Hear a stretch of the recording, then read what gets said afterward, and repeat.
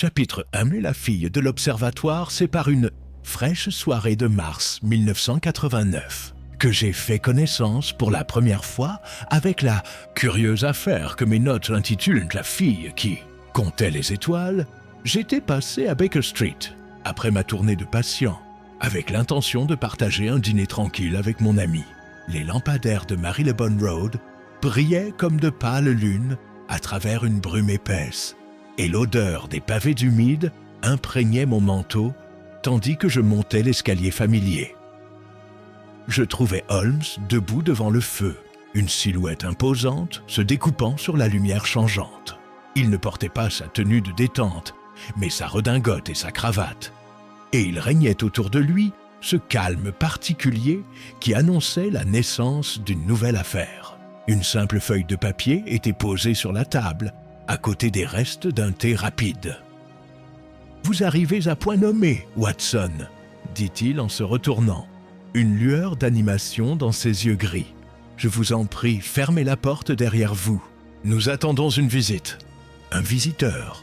J'ai retiré mes gants et l'ai observé avec intérêt. « Cette heure-ci. » Holmes sourit faiblement. « L'heure importe peu quand l'affaire est urgente. Observez. » Il désigna le papier. Dessus, d'une écriture délicate mais pressante, figuraient les mots suivants. « Monsieur Holmes, je vous prie de me recevoir immédiatement. Ma situation est des plus périlleuses et je n'ai personne d'autre vers qui me tourner. E. Ashcroft. Elle sera là dans quelques minutes. » Et poursuivit Holmes, ayant expédié ce message du bureau télégraphique de Paddington il y a un peu plus d'une demi-heure. Elle est venue de Greenwich, où elle travaille à l'Observatoire Royal. Tu connais son métier alors? Certainement. L'encre est du type de sel utilisé pour le travail administratif à Greenwich. L'écriture, bien que soignée, porte les traces de l'usage habituel d'instruments de mesure. Un léger tremblement ici et là. Vous voyez, dû au réglage de verniers en laiton ou de balances finement graduées. Il n'y a qu'à l'observatoire que des dames se livrent actuellement à ce genre de travail. Calculer les positions stellaires pour l'almanach nautique. Ma Mamselle Ashcroft fait donc partie de ces femmes travailleuses qui cartographient le ciel tout en restant presque invisibles aux yeux du public. Avant que je puisse répondre, la cloche du rez-de-chaussée retentit violemment. Quelques instants plus tard, Madame Hudson fit entrer une jeune femme d'environ 23 ans. Elle était vêtue d'une simple cape de voyage grise, ses cheveux noirs soigneusement enroulés sous un chapeau modeste. Pourtant, son visage exprimait un tel mélange d'intelligence et de détresse que j'éprouvai une sympathie immédiate. Holmes la salua jusqu'au fauteuil en face du sien. « Veuillez vous calmer, mademoiselle Ashcroft », dit-il d'un ton grave mais rassurant. « Le docteur Watson est mon intime collaborateur. Vous pouvez parler librement devant lui. » Elle serra les mains fermement, cherchant à reprendre son sang-froid. « Monsieur Holmes, » y commença-t-elle, « je crains de m'être mise, et peut-être d'autres, en grand danger. Depuis des semaines, je travaille sur un catalogue spécial d'étoiles récemment photographié par le nouveau télescope à réflexion de Greenwich. Hier soir, en vérifiant certains chiffres, j'ai découvert que quelqu'un avait altéré mes calculs, subtilement, mais dans un but que j'ignore. Modifié, dites-vous? Holmes se pencha en avant, doigt joint. Dans quel but? C'est là l'énigme, répondit-elle à voix basse. Les changements étaient infimes, mais ils ont décalé les positions enregistrées de plusieurs étoiles juste assez pour induire en erreur. Si les données étaient trop publiées ainsi, les navigateurs qui s'y fieraient pourraient égarer leurs navires. J'ai cherché à savoir qui avait manipulé les feuilles. Mais ce matin, j'ai trouvé mon bureau fouillé et une note m'avertissant de cesser de compter les étoiles qui ne sont pas à vous. Doltekechen. Elle sortit un bout de papier froissé de son réticule et le posa sur la table. Holmes l'examina avec un vif intérêt. Imprimé par une petite imprimerie sur du papier de qualité médiocre, murmura-t-il. La formulation suggère un homme instruit, mais pas au sang-froid assuré. Le sang-froid de mademoiselle Ashcroft vacilla. Elle tordit son mouchoir. Je suis allé immédiatement voir mon supérieur, mais avant même que je puisse parler, il a été convoqué à Londres. Craignant d'être renvoyé, ou pire, j'ai décidé de solliciter votre aide. Holmes se leva et commença à arpenter la pièce, ses longs doigts croisés. Votre arrivée était judicieuse, mademoiselle Ashcroft. Quelqu'un a pris grand soin de dissimuler une manipulation dont les conséquences pourraient au bien dépasser votre observatoire. La falsification des données de navigation met en péril le commerce, l'amirauté et peut-être même des intérêts étrangers. Il s'arrêta brusquement. Une question. Avez-vous observé un inconnu à l'observatoire récemment? Quelqu'un dont la présence était difficile à expliquer. Elle hésita. Il y a un monsieur, un certain Lionel Quarles, attaché au département photo. Il est courtois, mais il m'observe travailler avec une insistance que je trouve troublante. Les yeux de Holmes brillèrent. En effet, un nom à retenir. Watson, vous en comprenez l'importance? Je constate que notre jeune femme est en grave danger. Répondis-je. Exactement. Et il ne faut pas perdre de temps. Holmes se tourna vers mademoiselle Ashcroft d'un ton vif mais bienveillant. Retournez ce soir à votre logement et n'acceptez personne. Watson et moi irons à l'observatoire dès l'aube et nous déterminerons ensuite notre route. Vous avez fait tout ce que la prudence pouvait dicter. Elle se leva, visiblement soulagée, même si une trace d'anxiété persistait sur son visage. Je vous remercie, monsieur Holmes. Être entendu sans être ridiculisé est un réconfort indicible. Après son départ, Holmes resta debout, le regard pensif fixé sur le feu. « Une jolie énigme, Watson, » dit-il enfin. « Une jeune femme, une poignée d'étoiles déplacées et un étranger zélé entend les salles du télescope. Croyez-moi, il y a un dessin derrière ces figures. Un dessin écrit non seulement dans le ciel, mais aussi de la main d'un homme. » Et ainsi commença l'affaire de Sherlock Holmes et la fille qui comptait les étoiles. Une affaire dont la résolution était de tester, dans une égale mesure, le génie de mon ami et la constance d'une âme courageuse qui recherchait son aide. Chapitre 2. Une matinée à l'Observatoire Royal Nuuk. Étions en route pour notre mission à une heure où la plupart des Londoniens sont encore couchés. Le ciel n'avait pas encore complètement perdu les dernières étoiles de la nuit lorsque Holmes et moi quittâmes Baker Street. Il y a une particulière vivacité dans la démarche d'un homme qui s'engage dans une affaire qui promet à la fois difficulté et nouveauté.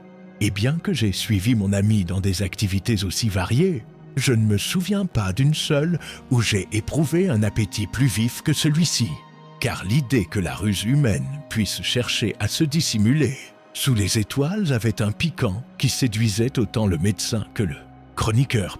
Holmes était dans cette rare ardeur posée qui le caractérise autant que l'éclat de ses yeux. Il avait une lorgnette dans sa poche de poitrine et un carnet dans lequel il écrivait d'une main crispée et rapide. Mais il n'y avait pas d'instrument scientifique qu'il ne s'appropriât, et pas une bagatelle si insignifiante qu'elle échappa à son attention.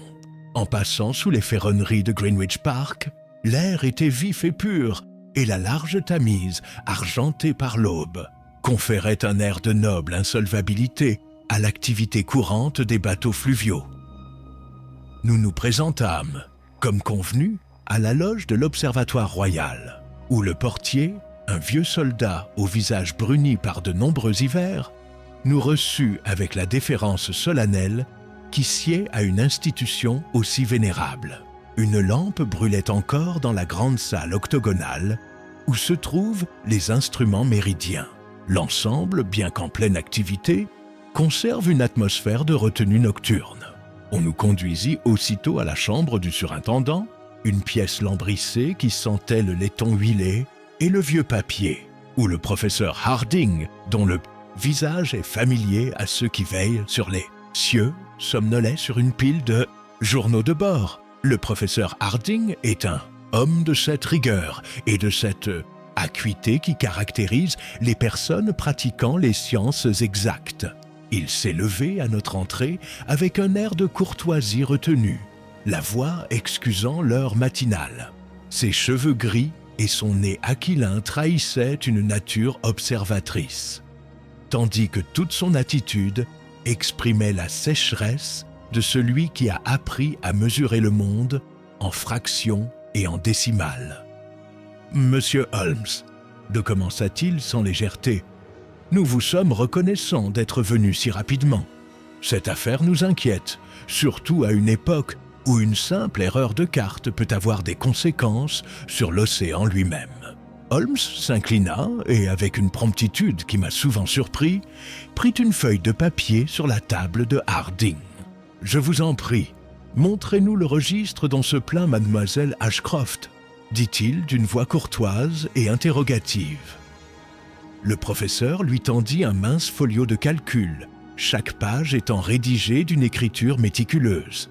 Je jetai un coup d'œil aux colonnes, les ascensions droites, les déclinaisons, les petites corrections, et, bien que je ne sois pas mathématicien, je perçus immédiatement l'ordre patient de nombreuses heures de travail minutieux.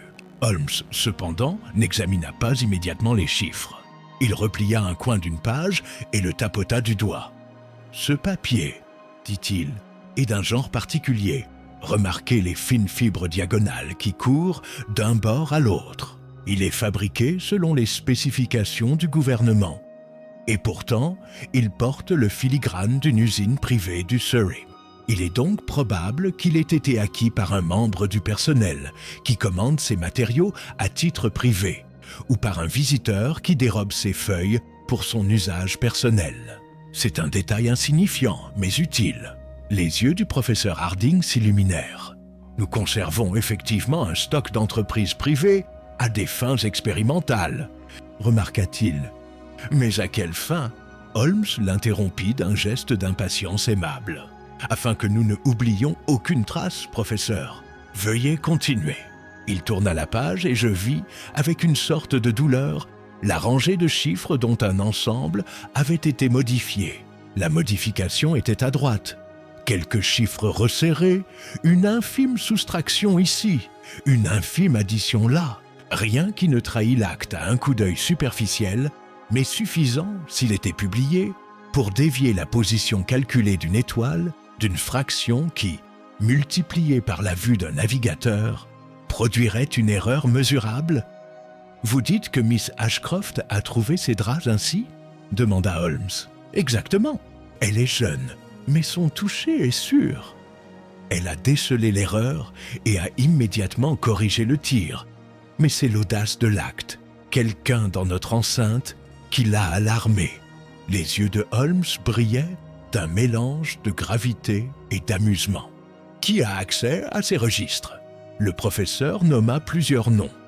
Le commis photographe, un graveur travaillant sur les plaques, un fabricant d'instruments chargé de tester le nouveau télescope réflecteur, et M. Lionel Quarles, l'homme que Mlle Ashcroft avait nommé.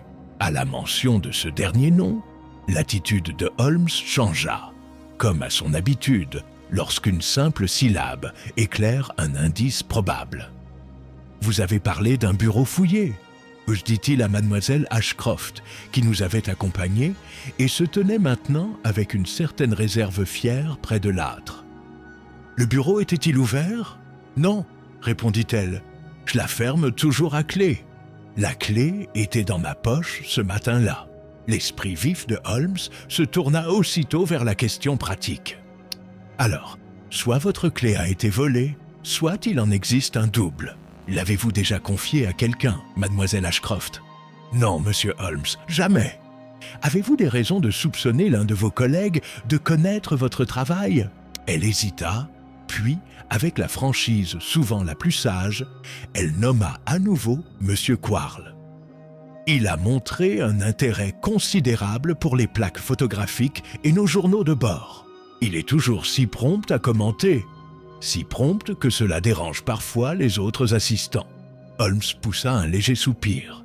Ce n'était pas de l'irritation, mais de la méthode qui s'imposait. « Nous verrons, monsieur Quarles, » dit-il en s'adressant au professeur Harding.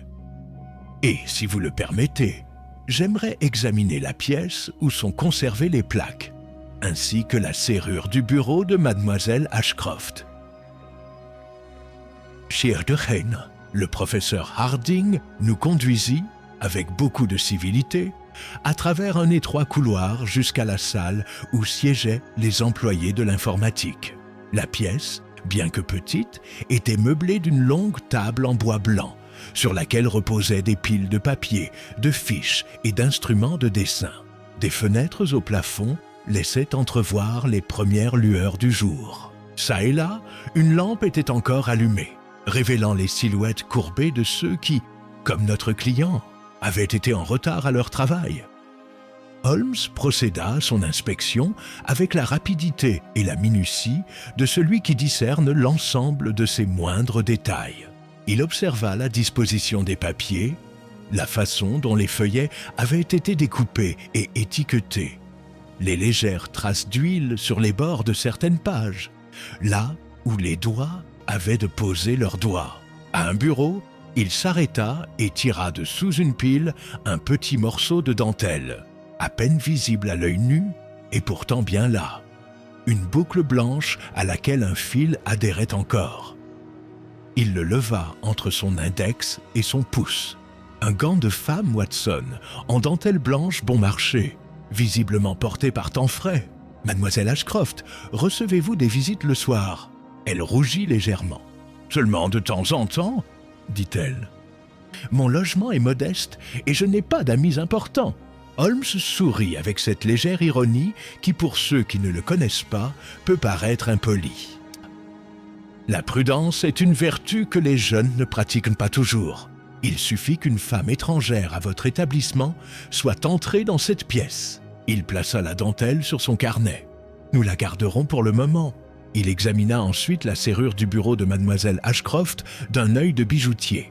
Un beau mécanisme, lui observa-t-il. Remarquez ces fines limailles à la base. Quelqu'un l'a manipulée avec un crochet et a échoué.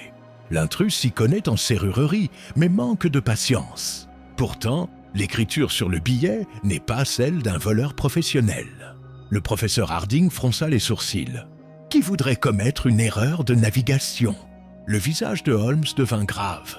Il s'assit un instant et joignit les doigts. Tel est le cœur de l'affaire. Déplacer une étoile peut sembler une farce ésotérique, mais pour un homme qui observe les affaires ou la trajectoire d'un navire en mer, une erreur peut être synonyme de profit ou de détournement d'un navire dont la coque recèle un secret.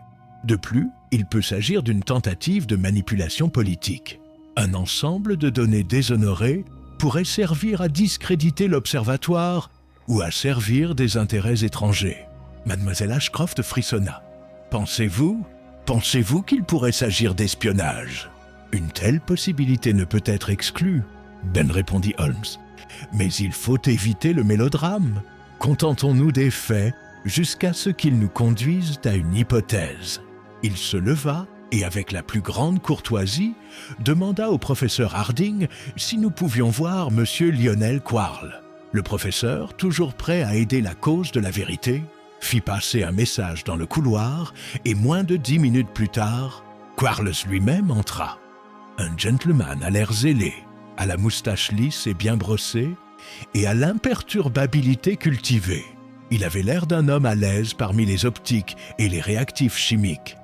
Mais il y avait, comme l'œil de Holmes le discerna rapidement, une certaine finesse de fibre en lui.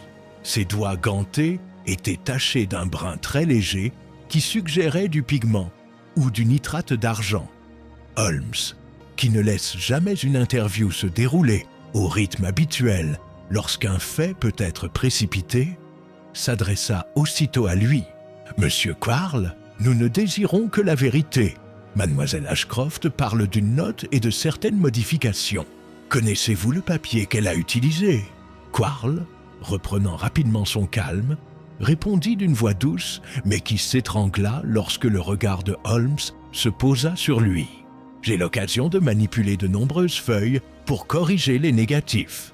Mais le travail de mademoiselle Ashcroft ne m'intéresse pas particulièrement. » Il parla avec cet air de politesse dédaigneuse qui masque parfois la culpabilité. Le sourire de Holmes était doux comme un couteau. Vous passez trop vite sur un point simple. J'ai remarqué, à 1 centimètre de votre manchette, une légère trace d'argent. Un simple résidu d'impression. De plus, monsieur, vous avez l'habitude, courante chez les hommes qui manipulent l'objectif, d'emporter un petit rouleau de papier de rechange pour les tester. Le filigrane sur la feuille de mademoiselle Ashcroft appartient à une réserve privée. Où avez-vous trouvé le vôtre la dernière fois? Le teint de Quarles changea. D'un papetier de Bermondsey, balbutia-t-il. Un ami, un fournisseur de notre rayon. Holmes inclina la tête. Nous allons vérifier cela, dit-il. Pour l'instant, monsieur Karl, acceptez mon assurance. Plus tôt ces broutilles seront éclaircies, mieux ce sera pour tous. Notre entretien s'acheva sur cette note, et en quittant l'observatoire, je ne pus m'empêcher d'éprouver à la fois une impression et un malaise. L'esprit de Holmes avait, d'un seul coup, rassemblé des fils qui, pour mon intelligence plus lente, seraient restés séparés. Miss Ashcroft, la dentelle, la mèche à moitié usée, le curieux filigrane et l'empressé Quarles. Chacun suggérait une mosaïque où certaines tesselles se cachaient encore. Pourtant, je ne doutais pas que mon compagnon, avec sa patience infaillible et son œil infaillible, n'aurait de cesse que le motif ne se révèle. Chapitre 3 et l'ombre de Greenwich Park Holmes. Et moi quittâmes l'observatoire sous une bruine de plus en plus forte, les branches nues de Greenwich Park se dessinant comme des traits d'encre sur un ciel pâle. Mademoiselle Ashcroft, qui nous avait accompagnés jusque-là, s'arrêta sous les grilles. Sa bouche exprimait une tension que la pluie légère ne parvenait pas à atténuer. « Vous ne devez pas rentrer seul », dit gravement Holmes en ouvrant la portière d'un taxi qui attendait. « Votre présence a déjà été remarquée par quelqu'un à la main légère et à la conscience hésitante. Gardez vos volets fermés ce soir et ne laissez entrer personne qui ne puisse donner le signe d'entrée « Polaris », que vous n'oublierez pas de sitôt, je pense. Elle eut un rire nerveux, mais la gratitude se lisait dans ses yeux. Je ferai exactement ce que vous me dites, monsieur Holmes. Une fois qu'elle fut en sécurité, Holmes resta planté là, les mains enfoncées dans les poches de son manteau, levant les yeux à travers la brume vers le dôme de l'observatoire, qui se dressait tel un pâle fantôme au-dessus de la cime des arbres. Son expression était ce mélange particulier de langueur et d'intensité qui annonçait une soudaine intuition. « Il s'agit de bien plus que d'une simple manipulation de chiffres, Watson, » murmura-t-il. « Un esprit de précision est à l'œuvre, un esprit qui comprend l'utilité de ces chiffres bien au-delà du domaine académique. » Nous empruntâmes le sentier gravillonné en direction de la rivière. Holmes marchait si vite que mes bottes éclaboussèrent les flaques d'eau tandis que je m'efforçais de suivre le rythme. Il ralentit alors son allure, scrutant le gazon détrempé. À ma grande surprise, il s'agenouilla et examina une série de légères empreintes dans le sol près de la grille. « Observez, » dit-il. « Un homme est passé par ici il n'y a pas longtemps, grand, léger et pressé. Le talon est usé à l'intérieur, ce qui suggère soit un coup de pied défectueux, soit une marche excessive sur des planches. Un commis peut-être, ou un homme habitué à la détention. J'ai scruté les marques floues, m'émerveillant que Holmes ait pu en tirer autant avec si peu. Certes, ai-je protesté, la pluie a dû leur faire perdre toute leur valeur.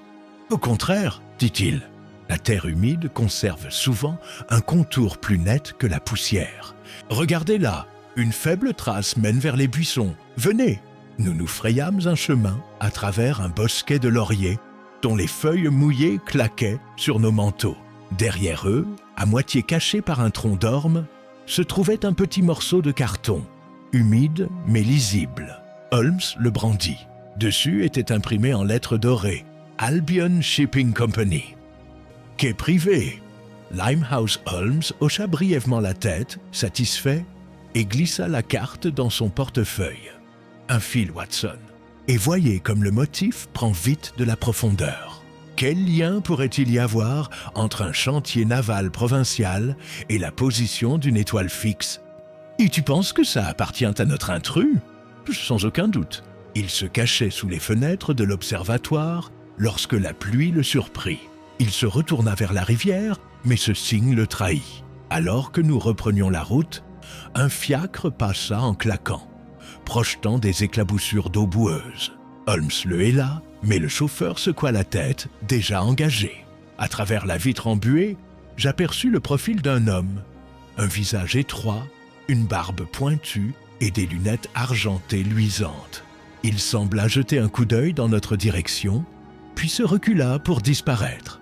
Holmes fronça les sourcils. C'était un observateur, observa-t-il, et pas un simple client de taxi. Observez son allure, Watson. Manteau gris, col de velours, lunettes illuminant la lumière. Si vous le revoyez, remarquez la façon dont sa main droite se dirige vers sa poche de poitrine. J'imagine qu'il porte quelque chose de plus décisif qu'un carnet.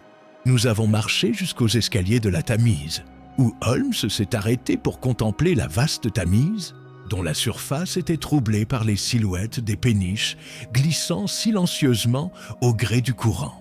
« Notre ami inconnu, dit-il, nous surveille.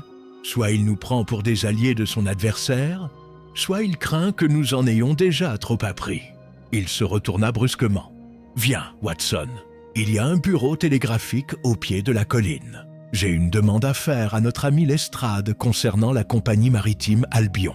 Ensuite, nous nous renforcerons en faisant une petite croisière à Trafalgar avant de faire une reconnaissance discrète à Limehouse. La petite salle à manger au bord de la rivière, réchauffée par un feu de charbon, offrait un contraste bienvenu avec la matinée humide. Holmes mangeait avec modération, les pensées visiblement ailleurs. Mais lorsque je lui demandai son avis, il secoua la tête avec un sourire. « Patience, mon cher. Une hypothèse prématurée est source de confusion. » À midi, la pluie avait cessé, laissant les pavés lisses et brillants. Nous avons loué un fiacre et sommes partis pour Limehouse. Le trajet nous a menés des rues ordonnées de Greenwich vers un quartier plus chaotique. Des ruelles étroites aux enseignes de tavernes flottantes, une odeur de goudron et d'épices, et un flot incessant de marins, de porteurs et de badauds.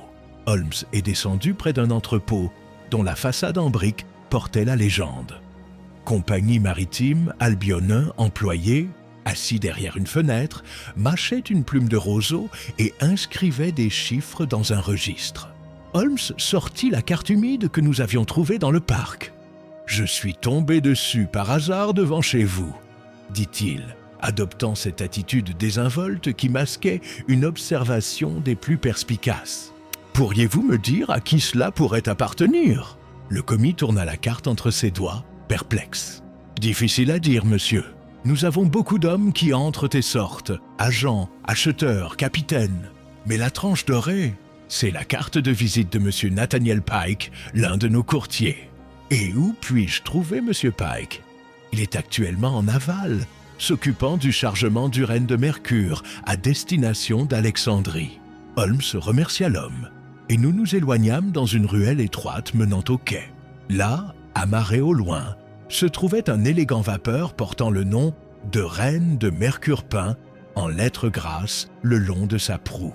Plusieurs hommes déplaçaient des caisses à bord, tandis qu'un second, vêtu d'une veste en toile, donnait des ordres.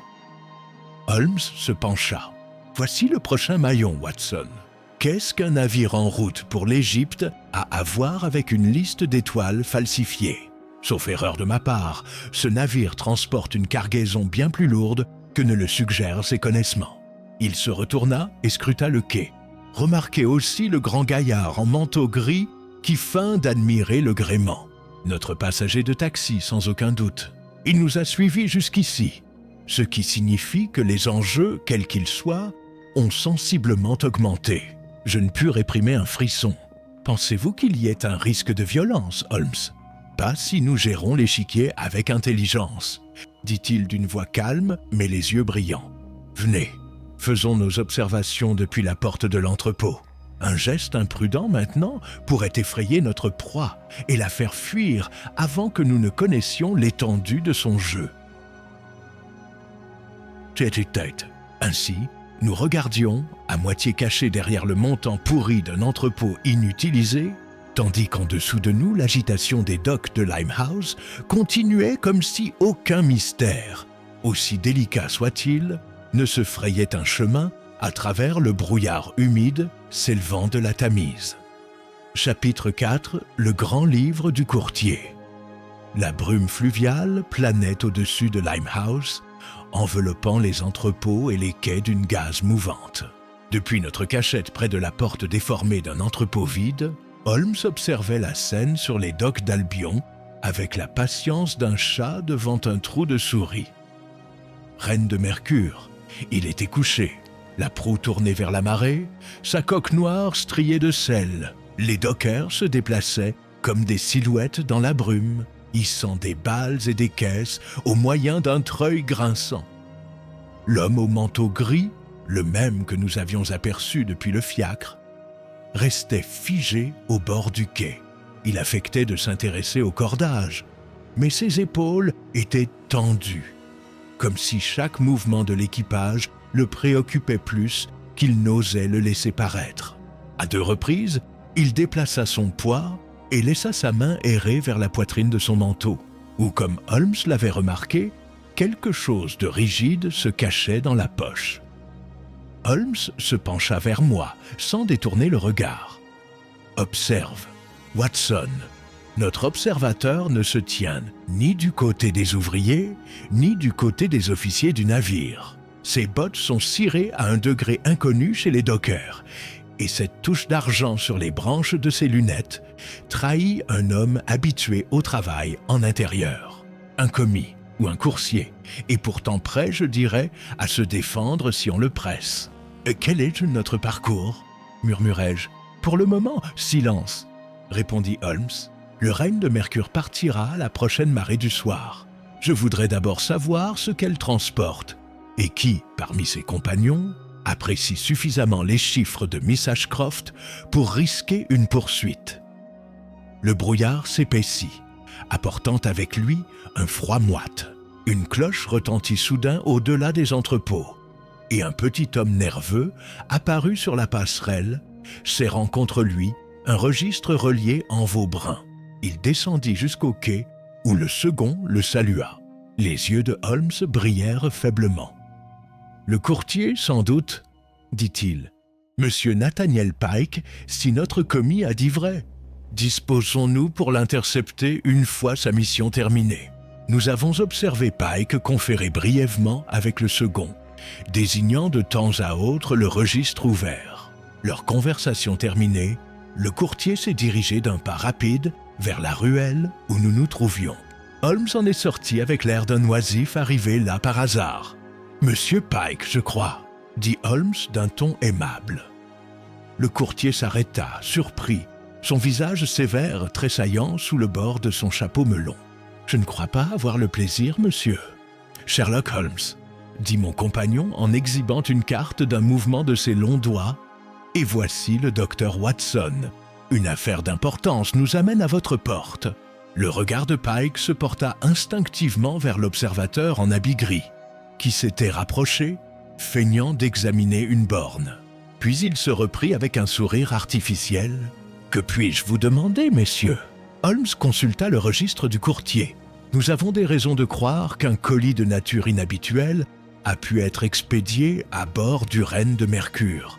La nature de cet envoi pourrait s'avérer importante pour une enquête que je mène. » Pike fronça les sourcils et serra le livre contre sa poitrine. « Mes manifestes sont confidentiels. »« Tout à fait, » dit Holmes.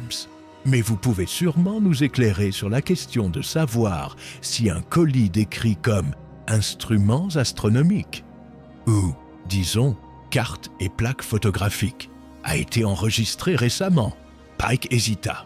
Son regard se porta de nouveau sur l'observateur, dont la posture se raidit.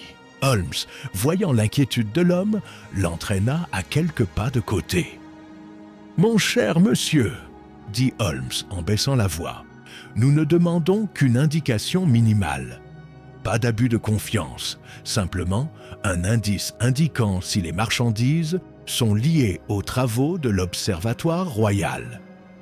Pike jeta un coup d'œil autour de lui, puis ouvrit le registre d'un geste hésitant. Holmes se pencha, scrutant une colonne de chiffres précis, jusqu'à ce que son ongle fin se pose sur une seule entrée. Caisse Nirero 47. Destinataire, LQ. Contenu, négatif et carte sur verre. Destination, Alexandrie. Holmes referma doucement le livre. « Le que » répéta-t-il d'un ton presque conversationnel. « Lionel Quarles, peut-être ?» Les lèvres de Pike se pincèrent. « Je ne peux pas le dire, monsieur. Vous en avez déjà assez dit, » répondit Holmes en lui rendant le registre avec une révérence. « Ne vous inquiétez pas, je vous en prie. Votre discrétion restera intacte. Nous nous sommes retirés avant que Pike ne retrouve son calme. Mais pas avant que j'ai aperçu une brève lueur de colère. Ou était-ce de la peur? Dans les yeux de l'homme en habit gris, il pivota brusquement sur ses talons et se dirigea vers l'extrémité du quai, disparaissant dans le brouillard. Holmes le regarda disparaître, son profil calme mais déterminé. « Voilà un homme qui connaît la valeur de ce qu'il transporte, » dit-il. Et pourtant, il repart les mains vides.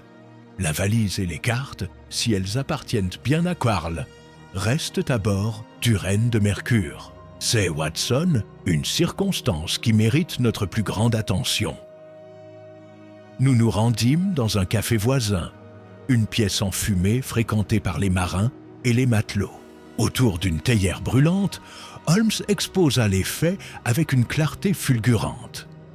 Les faux chiffres, le bureau fouillé, la note menaçante, la carte mystérieuse, le registre de Pike et l'observateur en habit gris. Il ajouta à tout cela un détail que je n'avais pas remarqué.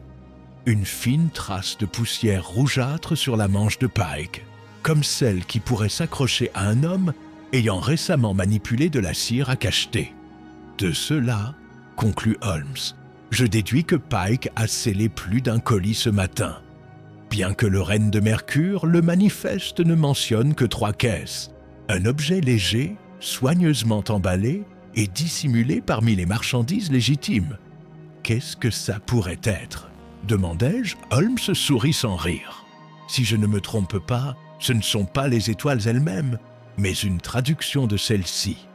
Une clé photographique permettant à une main experte de déterminer la longitude à partir du plus petit fragment de ciel.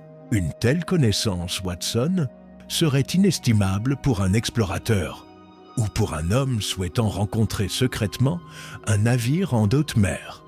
Et notre Miss Ashcroft, elle en est la gardienne malgré elle, dit Holmes doucement. Ces corrections seules empêchent ce projet de réussir. C'est pourquoi elle est surveillée. Il se pencha en arrière, les yeux mi-clos. Ce soir, le Reine de Mercure, le navire, est au mouillage. Avant qu'il ne descende le fleuve, nous devons découvrir qui prétend récupérer ces cartes. Je propose que nous revenions à la faveur de la nuit, lorsque le pont sera calme, pour vérifier précisément ce qui se trouve dans la valise Nero 47, dehors. Le brouillard commençait à se lever, révélant une faible lueur dans le ciel à l'ouest. Holmes rassembla son manteau. « Viens, Watson, il y a du travail à faire avant la marée du soir. » Chapitre une lanterne au bord de la rivière.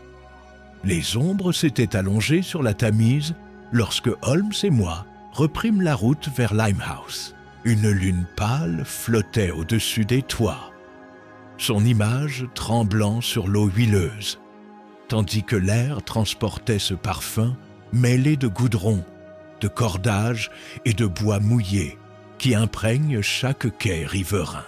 Du côté des East India Docks, on entendait le fracas lointain des chaînes et le cri rauque d'un gabarier poussant sa barge contre la marée.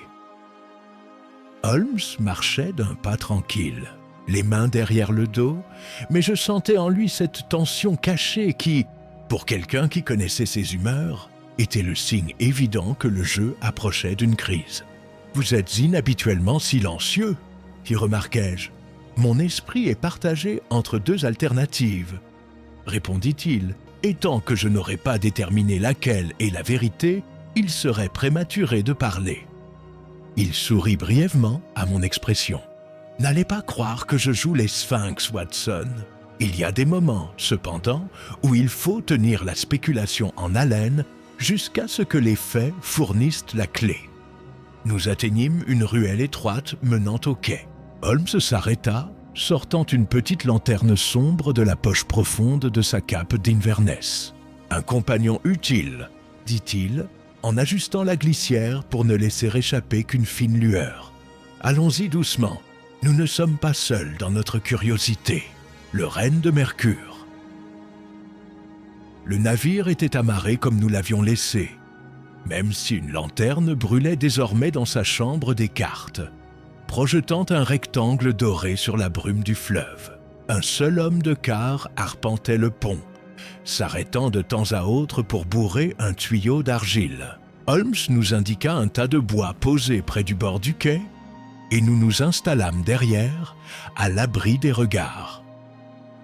Pendant un instant, rien ne bougea, hormis le léger cliquetis des cordages. Puis, des ombres plus épaisses près de l'entrepôt, une forme se détacha et se dirigea avec une prudence experte vers la passerelle. Le clair de lune éclaira un instant les verres d'une paire de lunettes. Notre sentinelle à la robe grise. Il jeta un rapide coup d'œil autour de lui, puis grimpa sur l'étroite planche et disparut dans l'obscurité du navire. Holmes toucha ma manche. « Viens, Watson !» s'y murmura-t-il. « Le poisson mort enfin !» Nous longeâmes le quai et atteignîmes le pied de la passerelle. Holmes s'accroupit, étudiant les faibles empreintes laissées dans le bois humide. « Il est seul !»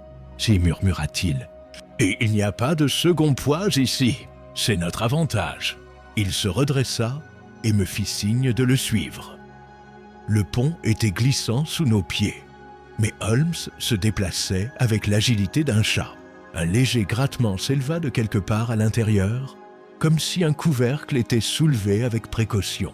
Holmes me guida vers l'ombre d'une descente. À travers l'ouverture à claire-voie, nous discernions une faible lueur en contrebas. « Tiens bon !» souffla Holmes en descendant avec une prudence extrême. Je le suivis, le cœur battant la chamade. Au pied de l'échelle s'étendait un court couloir. À gauche, une porte entr'ouverte révélait la lueur d'une lampe à huile. Holmes avança silencieusement jusqu'à ce que nous puissions voir à l'intérieur. Là, agenouillé près d'une caisse solide, se tenait l'homme au manteau gris. Un marteau était posé à côté de lui. Il avait déjà arraché 2 des clous qui fixaient le couvercle. Sur le sol brillait un fragment de paille d'emballage et enfoncé dans une niche du bois, j'aperçus le coin d'une plaque de verre, l'un des négatifs photographiques. Holmes attendit que l'homme soulève le couvercle d'un pouce, puis s'avança d'une voix froide et soudaine comme un coup de pistolet. « Cela suffira, monsieur !» L'intrus se leva d'un bond, ses lunettes étincelant à la lumière de la lampe. Un instant, il parut sur le point de s'enfuir. Puis, voyant Holmes entre lui et la porte, il glissa la main dans son manteau. Holmes bondit devant lui, un long bras immobilisant le poignet de l'homme, tandis que l'autre sortait un petit revolver de la poche cachée. « Un Webley », dit Holmes en examinant l'arme avec un sourcil sardonique. « Chargé, mais heureusement pas armé. Une heureuse omission de votre part, monsieur. » L'homme le fusilla du regard en silence. Holmes resserra son étreinte. « Allons, monsieur, ne perdons pas de temps en mimiques. Votre nom, s'il vous plaît. » Les lèvres du garçon se pincèrent, mais il finit par parler d'une voix rauque. « Et Carrow, Samuel Carrow. » Holmes inclina la tête, comme si l'information confirmait simplement une hypothèse personnelle. « Un pseudonyme approprié, j'en suis sûr, même si ce n'est pas vraiment votre pseudonyme de baptême. Vous m'obligerez à sortir à l'air libre, monsieur Carrow. Le docteur Watson portera votre pistolet. » Avec Carrow devant nous, nous montâmes sur le pont. L'air nocturne me rafraîchit les joues après la chaleur étouffante de la cale. Holmes libéra notre captif, mais se tint suffisamment près pour l'empêcher de faire un mouvement brusque. « Vous êtes loin d'être discret, monsieur Carrow, » observa Holmes. « Le navire appareille demain avec des marchandises destinées à LQ. Lionel Quarles, si je ne me trompe. Pendant ce temps, vous rôdez sur le pont armé d'un marteau et d'une arme à feu. Puis-je vous demander de qui vous êtes l'agent ? La mâchoire de Caro se durcit.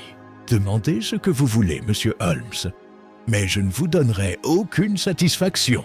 Holmes le regarda un instant, pensif, dans un silence profond. Puis, il haussa légèrement les épaules. Comme vous le souhaitez, j'ai appris ce dont j'avais besoin. Le dossier numéro 47 contient bien plus que des cartes imprimées. Vous m'avez épargné la peine de l'ouvrir moi-même. Les yeux de Caro vacillèrent. Je voyais bien qu'il se débattait avec un calcul intérieur. Finalement, il dit « Vous ne savez pas à quel point vous vous exposez à un danger. » L'expression de Holmes s'accentua. « Au contraire, je connais précisément le genre de danger. Celui qui s'habille avec respect le jour et rôde avec un pied de biche la nuit. Dites à vos mandants de ma part que je porte un vif intérêt à leur projet et que la sécurité de Mademoiselle Ashcroft est à partir de maintenant ma préoccupation principale. » Et Jean, il nous fit signe de retourner à terre. Caro hésita, puis, un juron dans la voix, disparut dans l'ombre derrière la passerelle. Holmes ne le poursuivit pas. Il remit le revolver dans sa poche et prit une grande inspiration. « Une demi-heure des plus instructives, Watson, dit-il, son sang-froid intact. Nous avons maintenant un nom, en quelque sorte, et la preuve que règne de Mercure-Est, l'axe autour duquel tourne cette intrigue. Demain, nous devons découvrir quel lien unit Quarles, Caro et ses étoiles altérées. » Alors que nous retournions dans les rues tranquilles vers le taxi qui nous attendait, le clair de lune argentait les pierres humides. Je ne pus réprimer un frisson d'admiration devant le courage et la vivacité de mon compagnon. Lui, quant à lui, semblait moins exalté qu'absorbé, le regard fixé sur un problème visible pour lui seul. « Cela devient plus clair, » murmura-t-il enfin. « Mais il manque encore un élément avant que le tout ne soit révélé.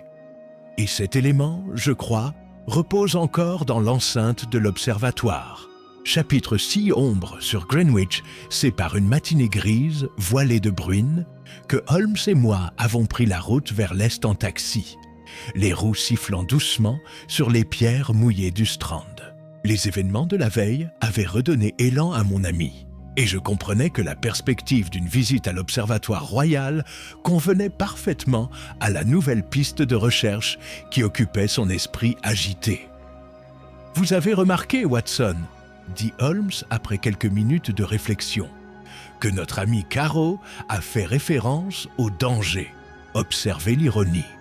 Ce sont ses mandants qui sont maintenant en danger, car nous sommes sur le point d'apprendre précisément ce qu'ils espéraient dissimuler. » La pluie s'était calmée lorsque nous arrivâmes à Greenwich Park. Une fine brume persistait sur la pente, brouillant la silhouette majestueuse de Flamsteed House. Le dôme du grand télescope se dressait au-dessus des arbres, pâle et spectral. Un portier nous fit entrer dans une salle lambrissée, tapissée de cartes célestes, où mademoiselle Lydia Ashcroft nous attendait. Elle se leva à notre entrée, le visage pâle mais calme, et salua Holmes avec une dignité tranquille. « Monsieur Holmes, Dr. Watson, je vous remercie d'être venu si vite. Il y a eu un nouvel attentat. » Holmes inclina gravement la tête. « Vous avez bien fait de nous appeler. Racontez-nous, je vous prie, ce qui s'est passé. » « Ce matin, dit-elle, je suis arrivé tôt à l'observatoire, avec l'intention de terminer le catalogage des nouvelles plaques photographiques. En ouvrant le meuble, j'ai constaté qu'il en manquait 3. Et pire encore, une partie du mécanisme de la lunette a été trafiquée. L'assistant de service jure qu'aucun étranger n'est entré pendant la nuit. » Holmes s'assit, les doigts serrés, et la regarda attentivement. Le vol se limitait au négatif. « Et oui, ce sont ceux que j'ai découverts il y a 2 nuits. Le soir même, je m'en souviens maintenant, où un feu de signalisation a été aperçu de l'autre côté de la rivière, clignotant en direction de ce bâtiment. » Les yeux de Holmes brillèrent. « Ah, cela concorde bien avec une certaine hypothèse. Dites-moi, mademoiselle Ashcroft, avez-vous remarqué quelqu'un flânant près du domaine ? » Elle hésita. 2 reprises peut-être, j'ai vu un homme de taille moyenne près de la grille, après le crépuscule. Il portait un chapeau à large bord et détournait le visage. « Exactement, » murmura Holmes. « Où est le personnel de l'observatoire ? » « Ils sont tous dignes de confiance. Monsieur Mallory, notre garde de nuit, est un vétéran de la marine irréprochable. » Holmes se leva et nous accompagna, Miss Ashcroft, jusqu'au grand dôme où se dressait le télescope, tel un léviathan de laiton poli.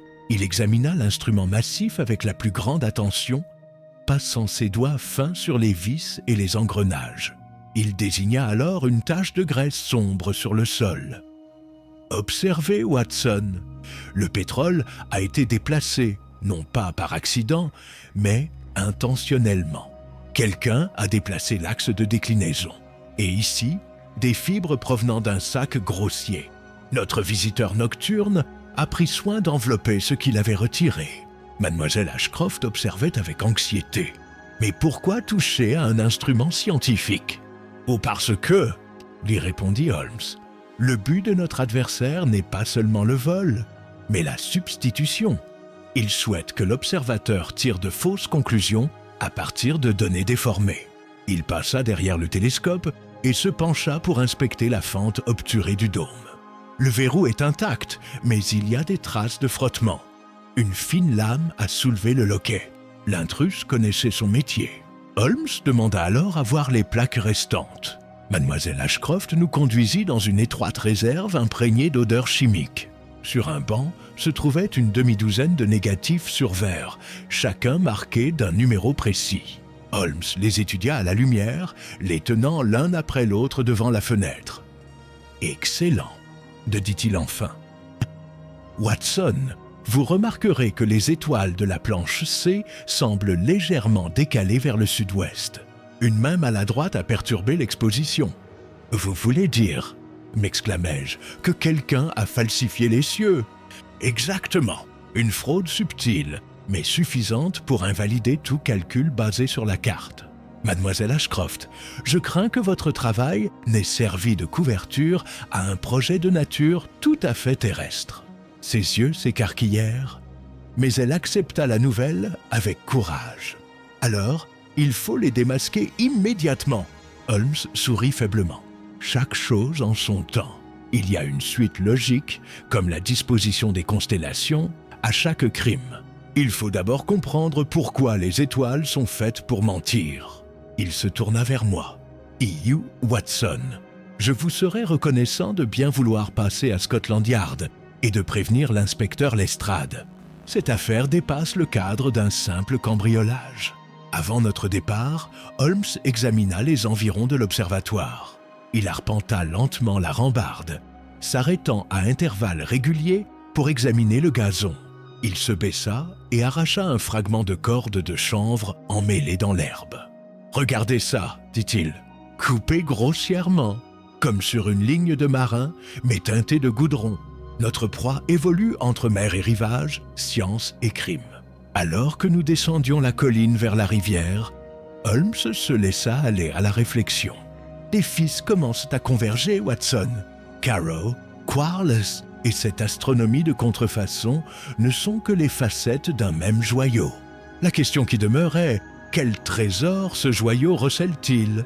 J'ai osé une suggestion concernant des bijoux de contrebande.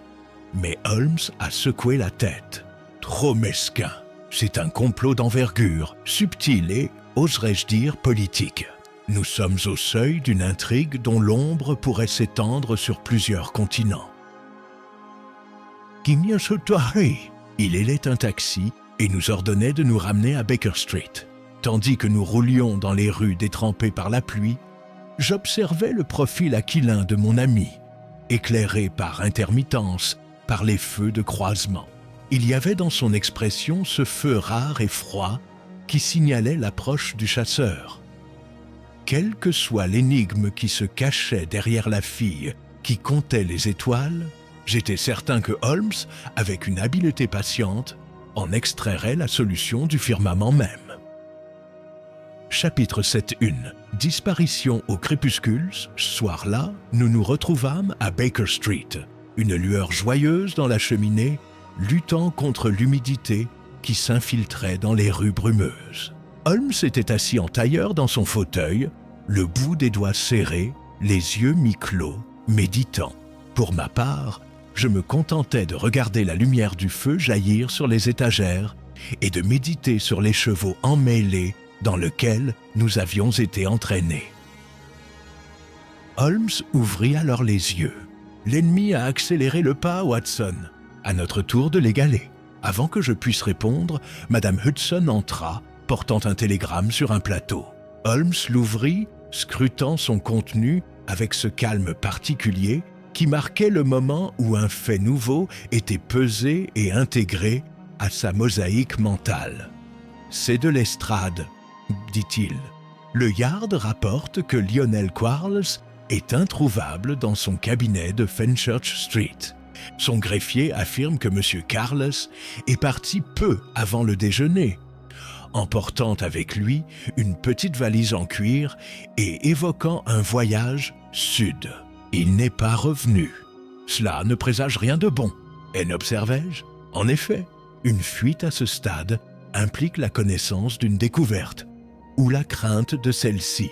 Holmes se leva et arpenta la pièce à grandes enjambées. Pourtant, disparaître si publiquement suggère soit une confiance absolue, soit un désespoir absolu. Il s'arrêta devant la cheminée, où les assiettes étoilées que Miss Ashcroft nous avait confiées séchaient dans leurs enveloppes. D'une main délicate, il en retourna une. « Remarquez, Watson, ici, un chiffre au crayon, pas de la main de Miss Ashcroft. Je l'avais repéré plus tôt, mais je souhaitais confirmer mes soupçons. Un code, sans aucun doute, qui parle de consignation plutôt que de catalogue. » Avant que nous puissions poursuivre, on frappa à la porte en bas, suivi du ton agité de notre logeuse. Un instant plus tard, Miss Ashcroft elle-même fut introduite, pâle et essoufflée, un manteau jeté à la hâte sur les épaules. « Monsieur Holmes, Dr. Watson !» s'écria-t-elle. « Monsieur Mallory, notre veilleur de nuit, a disparu !» Holmes lui offrit une chaise, d'un air calme et assuré. « Reprenez votre calme, mademoiselle Ashcroft, et racontez-nous tout. » Elle joignit les mains. Quand j'ai quitté l'observatoire cet après-midi, Mallory était à son poste près de la porte ouest. 1 heure plus tard, le portier a trouvé la porte ouverte, la lanterne de Mallory sur l'herbe, et aucune trace de l'homme. Il y avait des traces, comme si une lutte avait eu lieu. Holmes l'interrogea minutieusement sur chaque détail. L'état du gazon, la position de la lampe, l'heure à laquelle le brouillard s'était levé de la rivière. Chaque réponse semblait resserrer plutôt qu'apaiser le filet de la perplexité. « Mallory est un marin », songea Holmes à voix haute. Fidèle, habitué au danger, il disparaît pourtant aussi complètement qu'une étoile derrière un nuage.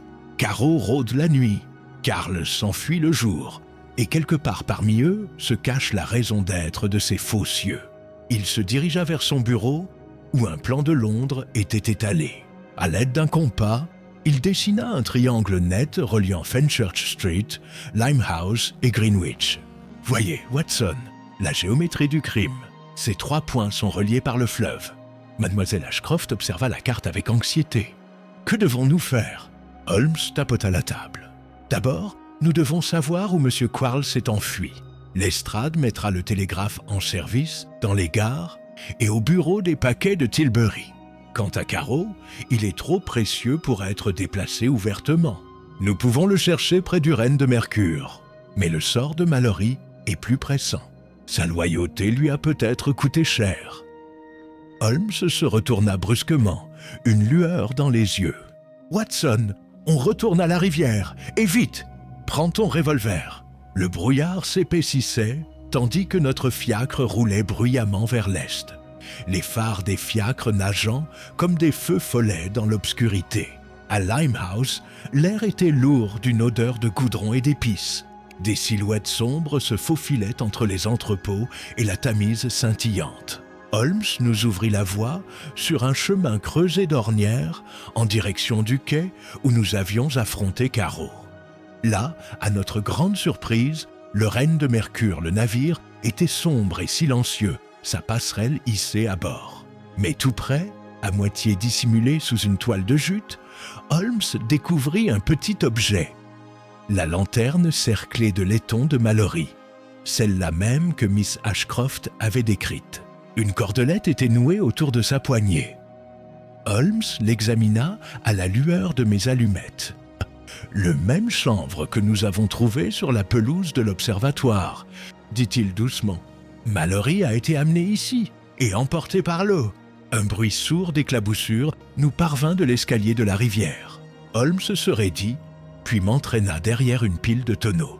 2 silhouettes surgirent alors de la brume. L'une portait un lourd sac sur ses épaules. L'autre ajustait une barque contre les marches de pierre. Elles descendirent leur fardeau avec une aisance innée. La main de Holmes agrippa mon bras. « Nous sommes à l'heure, Watson, mais il faut voir avant d'agir. » Il s'avança comme un spectre, se positionnant là où la lueur intermittente de la lune effleurait l'eau. Je le suivis, le cœur battant. Les hommes chargèrent leur chargement dans le bateau et partirent, ramant vers le brouillard du milieu du courant. Holmes les regarda disparaître, puis se tourna vers moi, les yeux brillants d'excitation. Ils transportent soit le fruit de leur complot, soit leur victime, murmura-t-il. La marée de ce soir pourrait bien apporter plus que des marchandises de contrebandiers. Vite, Watson, au capitaine du port. Il nous faut une embarcation. Et il faut rester bien en arrière, car le gibier devient dangereux. Ainsi, sous les voiles de vapeur qui dérivaient, nous nous préparions à glisser sur la Tamise, à la poursuite de ce canot silencieux, dont le secret, qu'il soit de trésor ou de tragédie, pourrait décider du sort de tous les intéressés, et de la fille qui comptait les étoiles. Chapitre 8. Le brouillard sur la Tamise 7 nuit là. Le brouillard recouvrait le fleuve, aussi épais que jamais, tel un voile pâle et collant à travers lequel même les lampes sur les berges ne brillaient que comme de faibles traînées d'or. Un vent glacial soufflait de l'eau, transformant la brume en silhouette fantomatique qui se tordait et se dissolvait, tandis que nous quittions le quai dans une petite chaloupe à vapeur achetée en hâte au capitaine du port. Holmes se tenait à la proue, son long manteau serré sur lui, son visage maigre tourné vers le courant invisible. Je maintenais la barre stable tandis que notre rameur de service se penchait en avant, scrutant l'obscurité. « Du calme, Watson, » murmura Holmes. « Le son est étrange dans cette soupe. Laissons notre proie se croire seule. » Quelque part devant nous, le léger bruit sourd des rames nous parvenait, puis s'estompait, englouti par l'air humide. De temps à autre, une ombre plus sombre se glissait dans la brume. Une barge à l'ancre, un rondin à la dérive, chacune nous soulevant le cœur, pour finalement se révéler innocente. Je sentais le battement lent et froid du fleuve sous la coque et m'émerveillais du sang-froid de mon compagnon. Après une dizaine de minutes de progression prudente, Holmes leva la main. « Écoutez, à bâbord !» J'ai tendu l'oreille et j'ai perçu un léger craquement, comme celui du bois contre la pierre. Nous nous sommes rapprochés jusqu'à ce que la silhouette d'une jetée se dessine. Une simple ligne noire sur le brouillard blanc laiteux. Une barque y était amarrée. À côté se tenaient 2 silhouettes, leurs silhouettes vagues mais déterminées. L'une était penchée sur le bateau, ajustant un paquet. L'autre, plus grand, avec l'assurance d'un homme habitué à commander, montait la garde. Holmes fit signe de se taire. Nous laissâmes la vedette dériver jusqu'à ce que nous entendions leur voix, étouffée mais distincte. « Quarles aura la carte à l'aube, » dit le plus grand. « Le retard de Caro a tout compromis. Il vaut mieux qu'il reste en bas, » grommela l'autre. « Si le gardien survit assez longtemps pour parler, nous sommes perdus. » À ces mots, Holmes se pencha vers moi. « Il parle de Mallory, Watson, et de cartes, les plaques stellaires, sans doute. » Ses yeux brillèrent dans l'obscurité. « On leur donnera assez de fil à retordre. » Les hommes chargèrent le sac dans l'esquif et grimpèrent à bord. L'un prit les rames, L'autre s'accroupit à l'arrière, gardant le paquet. Ils s'élancèrent, leur embarcation glissant silencieusement dans l'obscurité. Holmes fit un signe rapide à notre rameur. Nous le suivions, gardant une distance prudente, la petite chaloupe naviguant doucement contre la marée. Une ou deux fois, je crus les avoir perdus, mais Holmes, guidé par le léger remous de l'eau et le léger coup de rame, nous maintint dans leur sillage. Bientôt, les contours du Pool of London se dessinèrent devant nous, ses entrepôts et ses grues se découpant telles des formes monstrueuses dans le brouillard.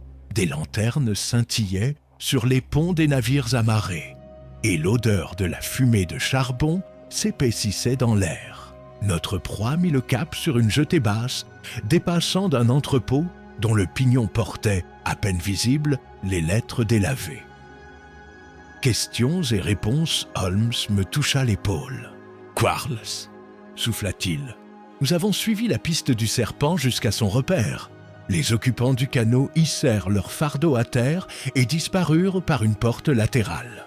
Holmes sauta doucement sur le quai, nous ordonnant, ainsi qu'au batelier, de rester. Je le regardais glisser le long des planches, silencieux comme un chat, jusqu'à ce que la brume l'engloutisse. Les minutes s'écoulèrent lentement. La rivière clapotait doucement contre les pilotis. Une cloche sonna au loin, enveloppée de brouillard. Je crus entendre faiblement le grincement d'un verrou et le murmure de voix dans l'entrepôt. Puis, le silence. Enfin, Holmes revint, les yeux brillants. « La porte est verrouillée de l'intérieur », murmura-t-il.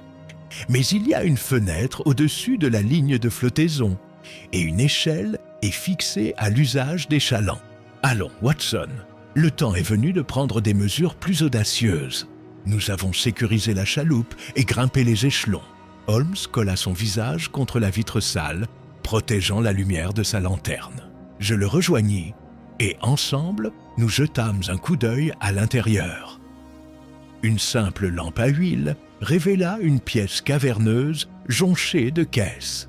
Au centre se tenait Lionel Quarles, reconnaissable malgré la brume de son souffle dans l'air frais.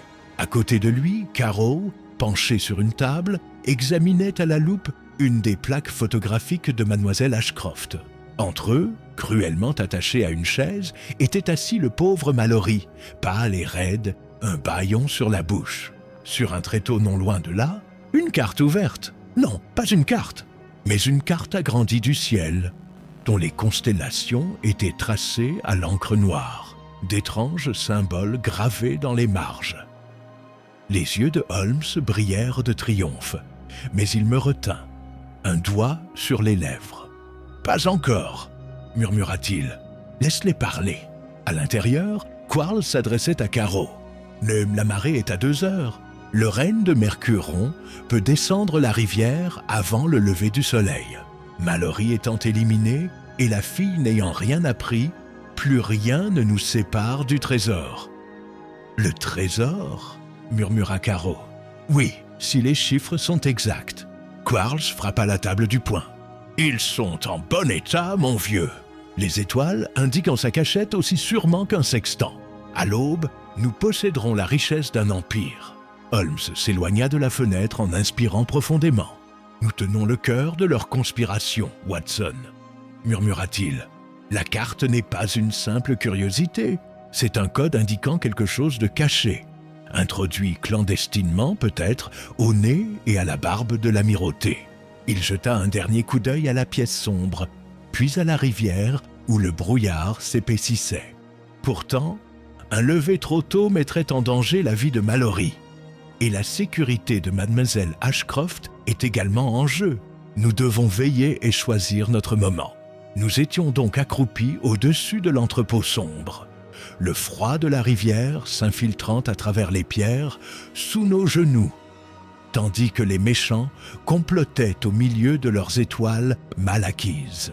Quelque part, au-delà du brouillard, les cloches sonnaient la demi-heure, sonnant solennellement à travers la marée noire, rappelant que le temps et le destin filaient à toute vitesse. Chapitre 9. Holmes tisse son filet pendant quelques instants tendus.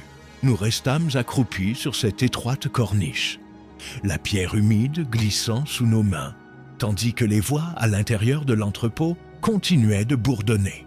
Le brouillard pressait les vitres crasseuses, étouffant tout, sauf le frottement occasionnel d'une chaise ou le tintement d'un verre.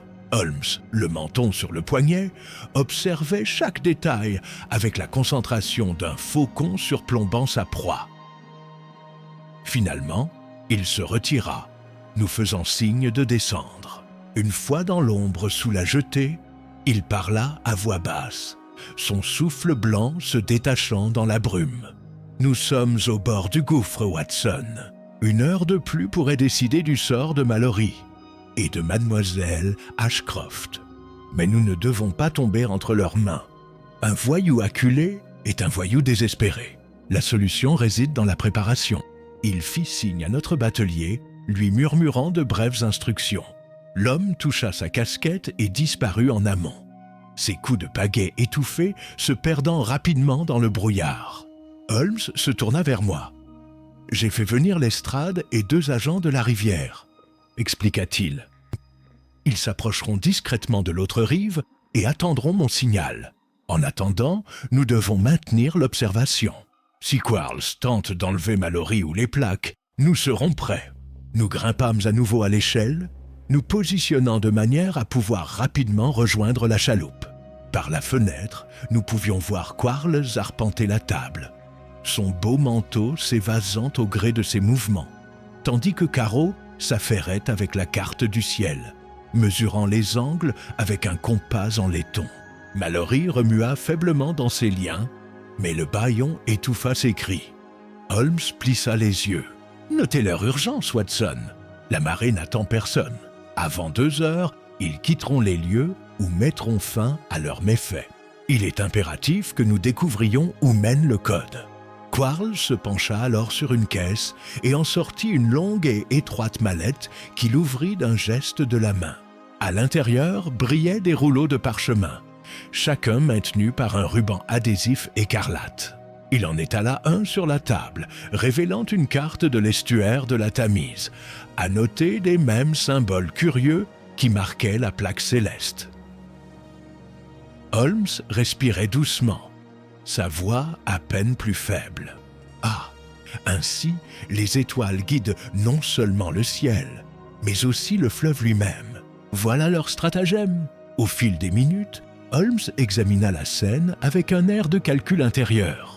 Son regard passa de la lucarne, au-dessus des bandits, aux lourdes poutres de bois qui la soutenaient, puis à un rouleau de câbles de levage accroché à un clou tout proche. Enfin, ses lèvres s'incurvèrent en ce mince sourire qui, je le savais, annonçait l'action. « Watson, dit-il, le décor est planté. Quand Lestrade arrivera, tous les acteurs seront à leur place. Mais nous devons nous efforcer de protéger Mallory avant que le rideau ne tombe. » Il rampa le long du rebord pour inspecter le cadre de la fenêtre. D'une main à droite, il ouvrit le loquet, l'ouvrant d'à peine 1,5 cm pour ne pas trahir notre présence. De sa poche, il sortit une corde solide qu'il attacha à l'échelle de fer derrière nous.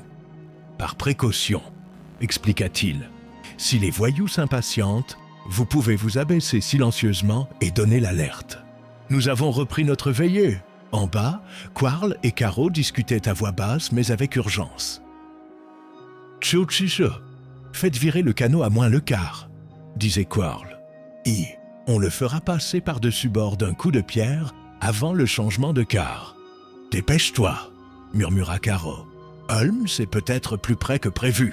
La mention du nom de mon ami m'a surpris. » Mais Holmes a simplement incliné la tête, les lèvres pincées dans une satisfaction sinistre. « Ils savent que je les suis, » murmura-t-il.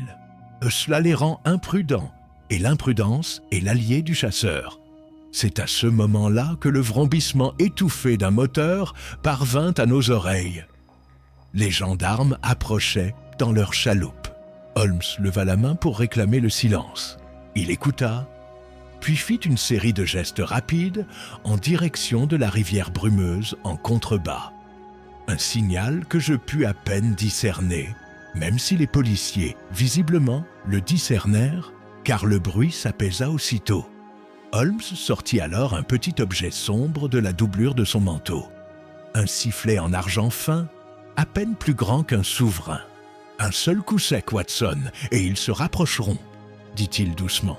« Mais tant que je ne jouerai pas, nous resterons comme des ombres. » À l'intérieur, Quarles et Carroll se préparaient à partir. Le gardien, bâillonné, fut redressé, ses liens vérifiés. Carroll éteignit la lampe, ne laissant apparaître que la lueur d'une lanterne se balançant près de la porte. Les conspirateurs soulevèrent leurs cartes et leurs paquets, prêts à s'enfuir dans la brume. Holmes se pencha vers mon oreille. « Encore un instant et tout sera en mouvement.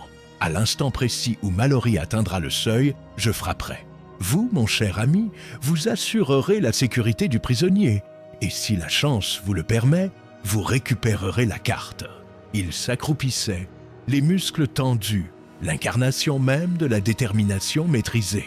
En dessous de nous, les méchants ramassaient leur butin, inconscients que le filet de la justice, tissé avec une patience infinie, pendait au-dessus de leur tête, prêt à s'effondrer sous le poids de la loi et de Sherlock Holmes. Chapitre Cheese et le chiffrement étoilé. Dévoilés les événements qui suivirent, se succédèrent si rapidement que, même maintenant, alors que je les consigne par écrit, ils possèdent une vivacité irréelle, comme éclairés par la lumière d'une lanterne dans le brouillard. Holmes, en équilibre sur le rebord à côté de moi, porta son sifflet à ses lèvres et d'une note unique et perçante, fit surgir la police des ténèbres. Aussitôt, il y eut un tumulte, le fracas des rames contre les pilotis, un ordre rauque de l'estrade et le pas lourd des agents de police se précipitant sur la jetée. Quarles pivota comme un chat, le visage blêmissant à la lueur de la lanterne. Carroll se précipita vers la porte de derrière, mais Holmes, déjà à travers la croisée ouverte, fondit sur lui avec la rapidité d'un faucon. Je grimpais derrière lui, un peu moins gracieusement, et me retrouvais au cœur d'une scène aussi animée que n'importe quelle pièce de théâtre. Mallory, toujours ligoté, avait été plaqué contre une caisse. Quarles, pistolet au poing, tenta désespérément de protéger à la fois la plaque céleste et la carte étoilée. La voix de Holmes trancha la clameur, froide et impérieuse. « Laissez tomber, monsieur Carl. La partie est terminée. » L'espace d'un instant, je craignis que l'individu ne veuille tirer. Puis, apercevant l'estrade et ses hommes encombrant l'entrée, il laissa l'arme s'écraser sur les planches. Carroll, coincé sous le genou d'un agent de police, lança un juron qui aurait déshonoré les berges. Holmes se dirigea vers Mallory, coupa les cordons avec son canif et aida le gardien, hébété, à s'asseoir. « Vous êtes en sécurité maintenant, mon cher ?» dit-il presque gentiment. « Veuillez vous calmer. Nous aurons besoin de votre témoignage sous peu. » Lestrade, tout fier de lui, serrait chaleureusement la main de Holmes. « Excellent travail, monsieur Holmes. Nous avons capté votre signal aussi précisément que vous le souhaitiez. Une capture impeccable et une cargaison étrange, à ce qu'il paraît. » L'inspecteur se pencha sur la table où se trouvaient les curieux instruments. La plaque gravée d'étoiles, la carte de l'estuaire de la Tamise et un petit carnet rempli de calculs énigmatiques. Holmes les examina avec une attention soutenue. « Observe, Watson, » dit-il en désignant la plaque gravée. « Ces indentations correspondent aux étoiles principales de Cassiopée, mais ici, voyez, elles s'alignent également avec certaines bouées et lumières le long du fleuve. Les bandits avaient transformé les constellations en un pilotage secret. » Lestrade siffla. « De la contrebande ? Plus audacieux, » répondit Holmes. « Un plan visant à détourner des cargaisons de lingots sous couvert d'études astronomiques. Chaque étoile marquait un mouillage clandestin où la cargaison pouvait être transférée à l'insu des autres. Mallory les a découvertes par hasard une nuit, d'où son silence forcé. » Le gardien, désormais libéré de son bâillon, confirma le récit d'une voix hésitante. Il avait surpris Carroll et un confédéré en train de déposer des caisses sur un briquet, et avait plus tard remarqué Quarles, consultant l'étrange carte sous la lampe de l'entrepôt. Avant qu'il ait pu prévenir les autorités, il fut arrêté et ligoté. Holmes tourna le plateau d'argent de façon à ce que la lumière de la lampe se reflète sur sa surface polie. La jeune fille qui comptait les étoiles, Miss Ashcroft, a façonné ce plateau, non pas pour le crime, mais pour la navigation dans les cieux. Quarles, percevant sa double valeur, a adapté son modèle à la scélératesse. Un vaurien malin, mais trop malin. Quarles, debout, l'air renfrogné, entre deux agents, ricana faiblement. « Vous avez votre triomphe, Holmes, mais la carte ne vaut rien sans sa clé. »« Au contraire !» dit mon ami en glissant un papier sous le bord de la table. « Tu as laissé la clé là où une marée malhonnête aurait pu la récupérer. Si je ne l'avais pas récupérée plus tôt ce soir. » Il exhiba un bout de papier portant une suite ordonnée de chiffres et de noms d'étoiles. Caro marmonna un juron. Les épaules de Quarles s'affaissèrent. Lestrade, souriant, leur ordonna de marcher vers la chaloupe qui les attendait. Pendant que les prisonniers étaient escortés, Holmes rassembla les preuves restantes et enveloppa la plaque dans une toile cirée. Le brouillard s'était dissipé et les lampes de l'embankment brillaient telles des perles d'ambre sur l'eau sombre. En montant à bord de notre bateau, la brise fraîche charriait une odeur de goudron et de sel. Holmes s'assit à l'arrière, les yeux rivés sur l'horizon obscur. « Il reste une politesse, » dit-il. « Mademoiselle Ashcroft doit apprendre à quel point son art a failli être détourné à des fins ignobles. J'imagine qu'elle se consolera en sachant que son talent a servi la justice plutôt que la fraude. » Nous débarquâmes à Westminster au premier rayon gris de l'aube. Londres était silencieuse sous un ciel nacré. Le tumulte de la nuit ramenait à l'état de souvenir. Holmes s'arrêta sur les marches, son paquet de ciré sous le bras, et me regarda avec une lueur de satisfaction tranquille. « Les étoiles, Watson, murmura-t-il, sont des témoins innocents, mais elles peuvent guider aussi bien le saint que le scélérat.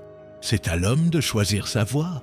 Dans ce cas précis, nous avons orienté nos voiles vers un firmament plus radieux. » Avec cette déclaration philosophique, il hélait un taxi pour Baker Street, me laissant m'émerveiller une fois de plus de l'intelligence infaillible et de l'audace calme de mon remarquable ami, M. Sherlock Holmes.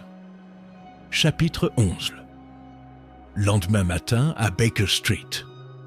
Le brouillard de la nuit précédente s'était dissipé lorsque j'atteignis Baker Street le lendemain matin, même si l'air conservait une fraîcheur humide qui collait au manteau et aux moustaches.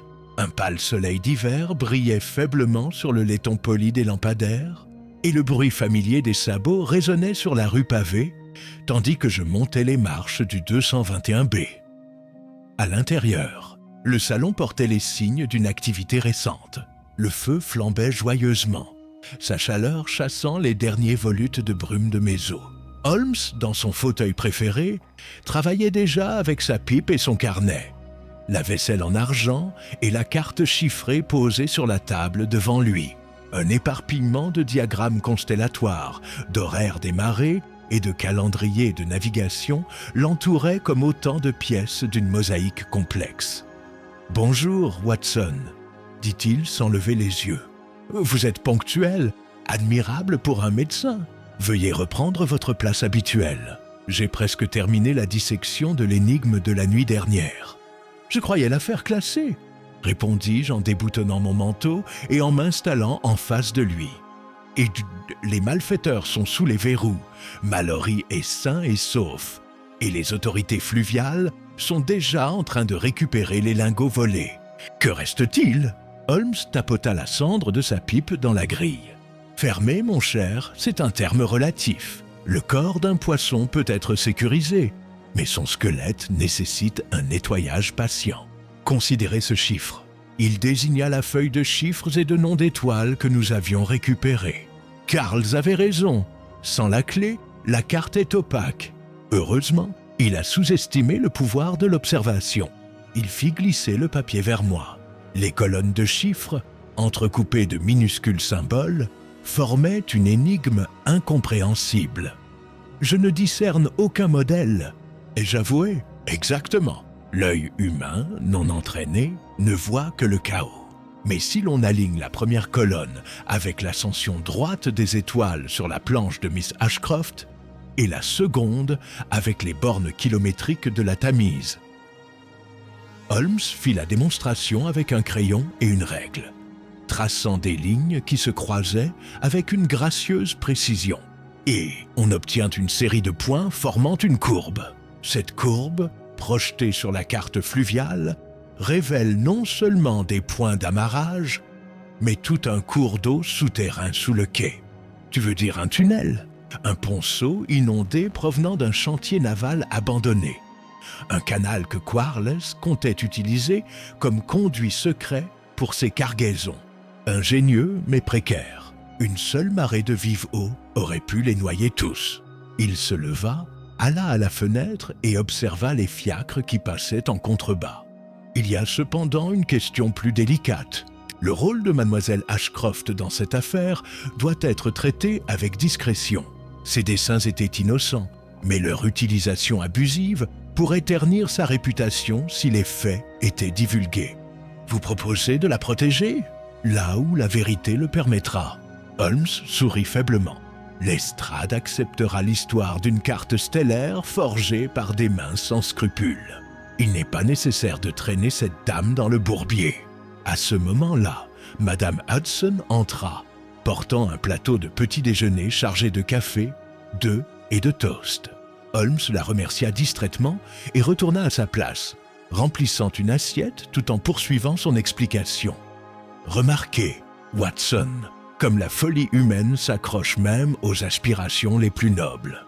L'astronomie, la plus pure des sciences, est devenue ici complice du vol. Pourtant, elle a aussi été le phare qui nous a permis de remonter la piste des voleurs jusqu'à leur repère. Il y a une morale là-dedans. J'ai ri doucement. Et si vous le permettez, Holmes, je réserverai le sermon pour mon récit. Il inclina la tête, les yeux pétillants. À condition de décrire les faits avec exactitude. L'embellissement est votre prérogative. La déformation, jamais. Nous avons pris notre petit déjeuner en bonne compagnie. Le feu crépitant et le tic-tac régulier de l'horloge de la cheminée marquant l'heure de silence. Holmes sortit alors une lettre adressée d'une délicate écriture féminine. Mademoiselle Ashcroft demande un entretien cet après-midi, dit-il. Elle écrit qu'elle s'est remise de sa peur et tient à exprimer sa gratitude.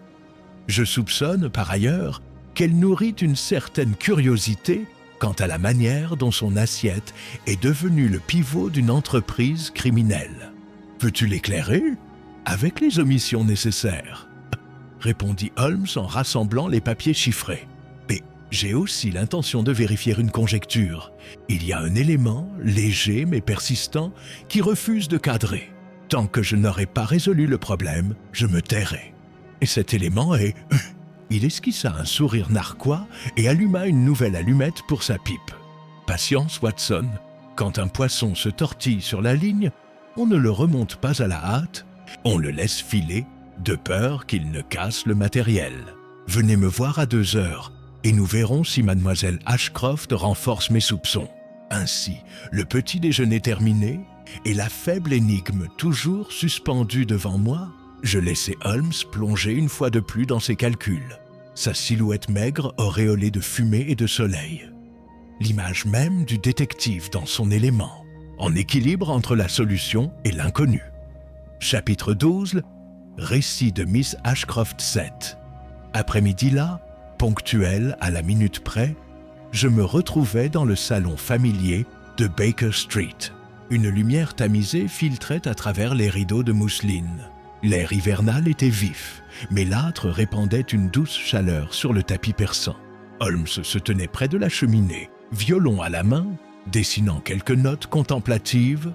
Pas de la musique au sens conventionnel du terme, mais une suite de sons qui me parut plus proche du calcul que de la mélodie. À 2 heures précises, Madame Hudson fit entrer mademoiselle Celia Ashcroft. Elle entra avec sang-froid, malgré une légère pâleur persistante sur ses joues et ses mains gantées, se tordant nerveusement l'une contre l'autre. Elle portait une robe de laine grise, simple mais de coupe soignée, et un petit chapeau orné d'une unique plume blanche.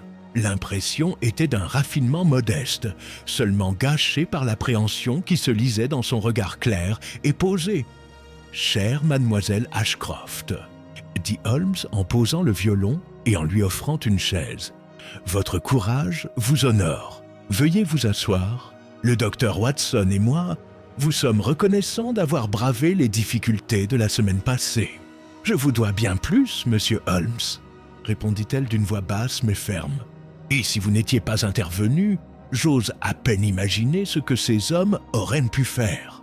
Je suis venu dès que je me suis senti capable de parler franchement. » Holmes inclina la tête et lui fit signe de continuer. « Vous savez déjà, » dit-elle, « que mon défunt père était maître de conférences en astronomie au Collège Royal. Après sa mort, je me suis attaché à préserver son œuvre, principalement des cartes et des gravures des constellations. Un soir, à la bibliothèque, j'ai rencontré M. Carles, qui a exprimé son admiration pour l'érudition de mon père et s'est montré intéressé par une série de planches stellaires que j'avais gravées d'après ses croquis.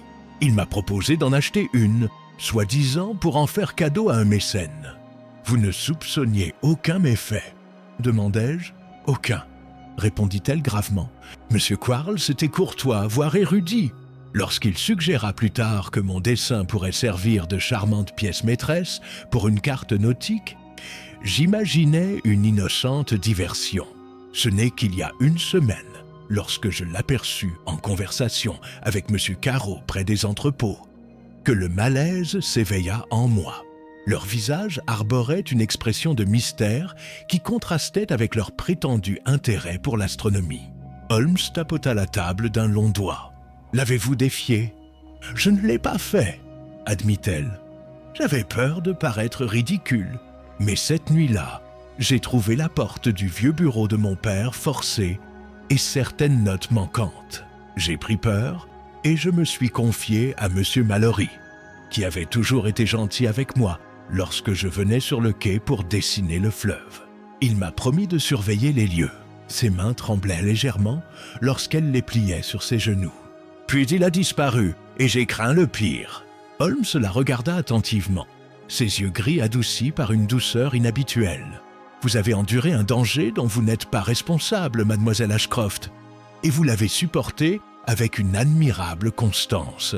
Pourtant, un point me laisse perplexe. » Il se pencha en avant et sortit de sa poche le petit carnet saisi à Quarles. L'ouvrant à une page marquée, il le posa devant elle. « Ces figures, vous remarquerez leur ressemblance avec certaines annotations sur votre planche. Les avez-vous fournies ?» Elle examina la page attentivement en secouant la tête. « Ce ne sont pas les miennes, même si je reconnais les noms des étoiles.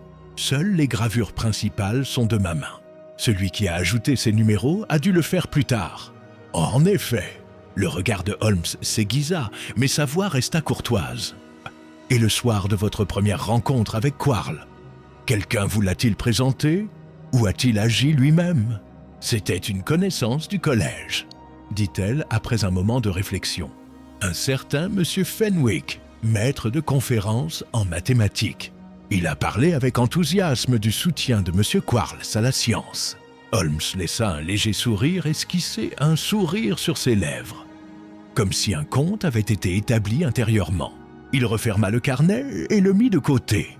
« Merci, mademoiselle Ashcroft. Vos informations ont dissipé un peu de brouillard dans mon esprit. Une seule chose demeure, votre sécurité. Ces scélérats, bien qu'emprisonnés, ont peut-être des associés. Je préférerais que vous logiez quelques jours chez votre cousine à Hampstead, plutôt que de retourner sans surveillance dans vos appartements. » Nancy, elle acquiesça sans hésiter, exprimant sa gratitude pour sa sollicitude. Holmes, d'un air cérémonieux et discret, déballa le plat en argent et le lui plaça entre les mains. « Ceci, madame, vous appartient de plein droit. Son innocence a été prouvée. Gardez-le précieusement, et peut-être à l'abri des regards de ceux dont la curiosité dépasse les scrupules. Mademoiselle Ashcroft esquissa un léger sourire, la première légèreté que nous ayons vue en elle depuis son arrivée. Je le chérirai, monsieur Holmes, non seulement comme l'héritage de mon père, mais aussi comme un rappel de la rapidité avec laquelle le savoir peut être déformé, et avec quelle rapidité il peut être sauvé entre des mains expertes. Holmes s'inclina légèrement. Une sage réflexion.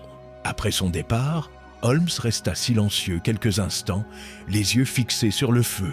Enfin, il se tourna vers moi, les yeux s'illuminant de cette lueur particulière qui annonçait une nouvelle déduction. « Watson, avez-vous remarqué la petite circonstance qui lui a presque échappé? Le nom de M. Fenwick, un mathématicien. C'est là que plane l'ombre finale de cette affaire. Quarles et Carrow étaient audacieux, mais ils n'étaient pas les seuls. Vous soupçonnez Fenwick? Je l'observe, dit Holmes. L'observation, mon cher ami, est le commencement de toute certitude. Ce soir, nous rendons une discrète visite au Collège Royal. Et sur ce, il prit son chapeau et son étui à violon, me laissant me demander si l'aventure de la fille qui comptait les étoiles touchait vraiment à sa fin ou si elle entrait simplement dans une phase plus subtile. Chapitre Trail, mathématicien dans l'ombre le soir, était tombé lorsque Holmes et moi nous dirigeâmes vers le Collège Royal. Une fine pluie commençait à tomber, embuant les lampes et enveloppant la grande façade de l'institution d'une brume nacrée. Le silence régnait dans la cour, à l'exception du cliquetis lointain des clés d'un portier et d'un léger parfum de pierre humide. Holmes marchait d'un pas vif, le col de sa cape d'Inverness relevé, pour se protéger de la bruine. « Vous comprenez, Watson, dit-il, que Quarles et Carrow, aussi habiles fussent-ils, n'auraient pas pu seuls maîtriser les subtilités de notre code stellaire. Il leur fallait un esprit plus subtil, habitué à traduire des abstractions en schémas pratiques. M. Fenwick, avec son sens des mathématiques, comble précisément cette lacune. Et pourtant, Miss Ashcroft s'est portée garante de lui. Observai-je? Holmes esquissa un mince sourire. Les gens sont rarement ce qu'ils paraissent, mon cher ami. Même la vertu peut servir de masque, même si, dans ce cas, je soupçonne un mobile plus vil, le profit mêlé à la vanité intellectuelle. Le portier nous fit entrer et nous conduisit dans un couloir sombre, bordé de portraits d'éminents érudits. Holmes s'arrêta devant une porte entr'ouverte, d'où s'échappa le grincement d'une plume. Un homme grand et mince était penché sur un bureau, la lumière d'une lampe illuminant ses lunettes à monture d'acier. Il leva les yeux vers notre entrée, révélant un visage long et intelligent, dont le regard était trop prompt à croiser le sien. « Monsieur Fenwick ?» demanda Holmes avec la politesse naturelle qui masquait ses moments les plus intenses. « Je suis Sherlock Holmes, et voici le docteur Watson. Nous aimerions avoir votre avis au sujet de certaines cartes astronomiques de Mademoiselle Ashcroft. » Fenwick nous fit signe de nous asseoir, même si ses doigts jouaient avec un coupe-papier avec inquiétude. « Et vraiment, j'espère qu'il n'y a pas de problème. »« Cela dépend de la définition que vous lui donnez, » répondit Holmes en parcourant la pièce d'un seul coup d'œil. Je remarquai une série d'instruments de navigation sur une étagère et, plus révélateur encore, une carte épinglée au-dessus du bureau, portant de légères marques au crayon, identiques à celles que nous avions vues sur la plaque.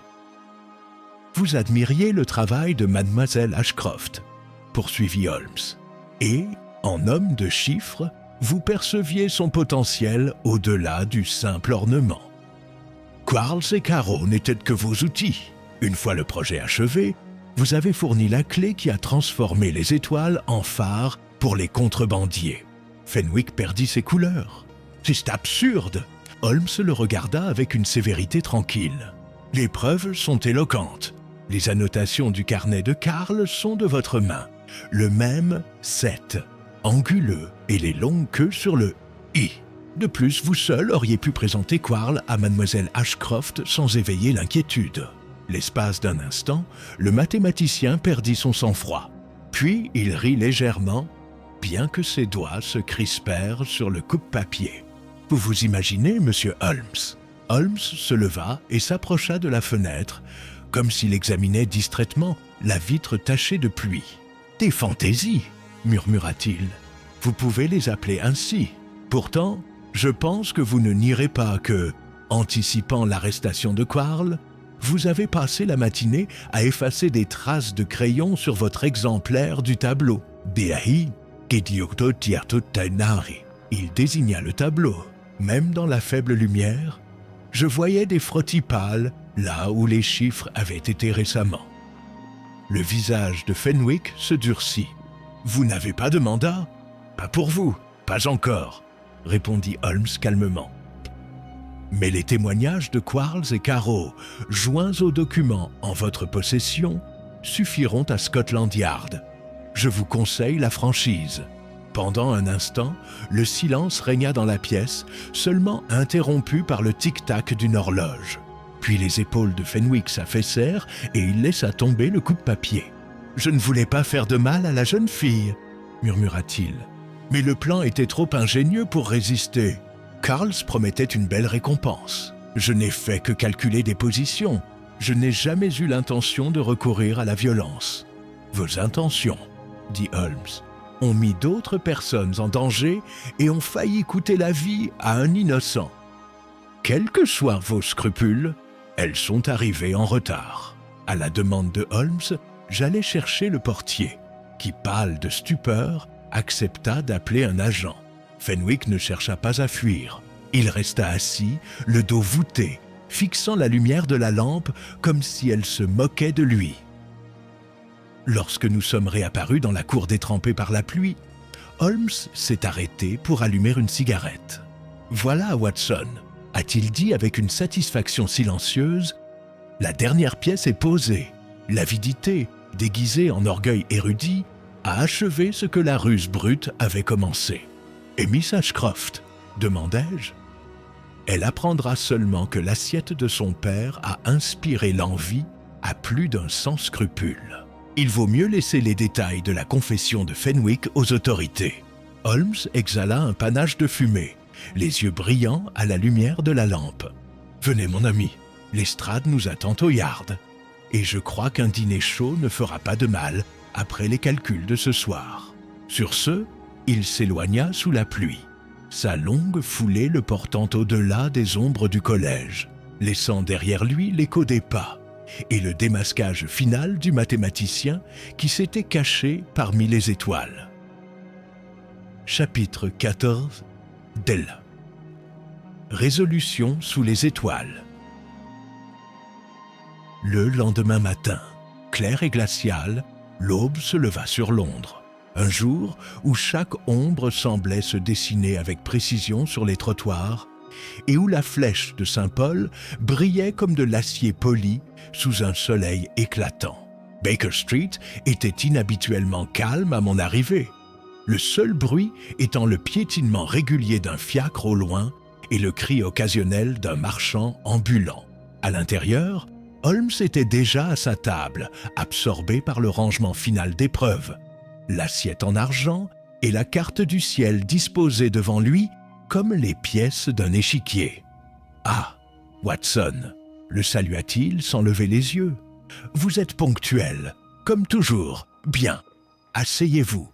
Nous avons beaucoup à consolider avant le retour de notre client. » J'appris que mademoiselle Ashcroft avait été persuadée de rester chez son cousin à Hampstead jusqu'à ce que tout soit réglé.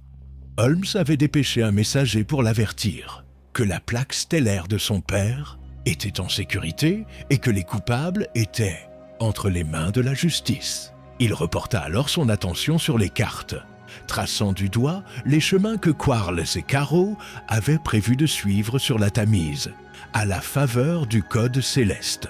« Observez, dit-il, en soulevant le plateau d'argent, comment l'innocence peut être exploitée, mais aussi servir de phare à la découverte.